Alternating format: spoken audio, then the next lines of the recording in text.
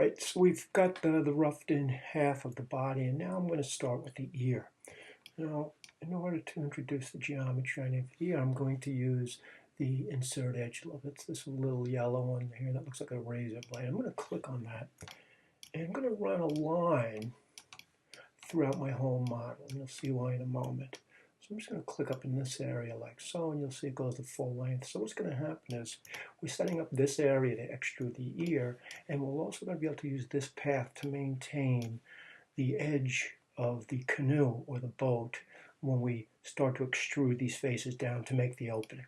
So once I've got what I want, I'll hit W, and what I'm going to do now is I'm going to select the edge that was there previously. So in order to do so, I'll select this edge, and I'm going to shift select the very last one in the chain.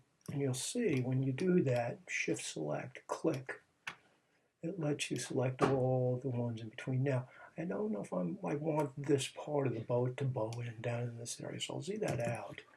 And I'll isolate my selection from here down to where the end of the neck is. So I'll double click there. And now by moving this in, I can taper it. And I'm also establishing the plane or polygon face in which to start extruding the ear. Okay, so we'll go ahead and get started on that. Now I think I want to tip that back a little bit more right at this vertex. Get the ear going in the right direction. Again, we're using one view of a drawing, so we really have to use a lot of intuition and imagination. If we have no top view or front view, so we'll just kind of wing it here.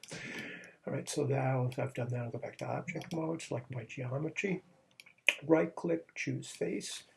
And once again, I'm going to return to, well, select my perspective, but I'm definitely going to go into my orthographic view, my front view again to get started on this.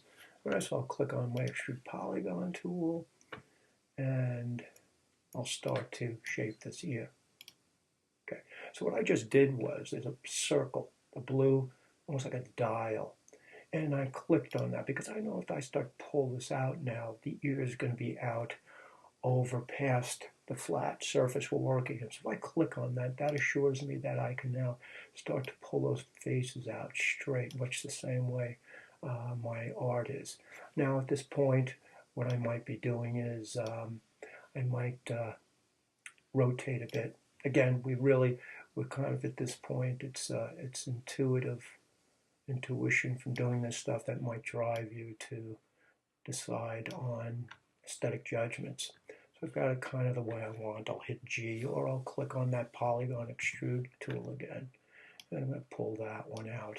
And again, I'm just dropping very general shapes wherever the contour of my model tapers or changes angles. Get my scale tool, pull that down like so. Introduce another one by hitting G, and I'll pull that out like so. And I think we really just need two more of these to get the ear roughed in.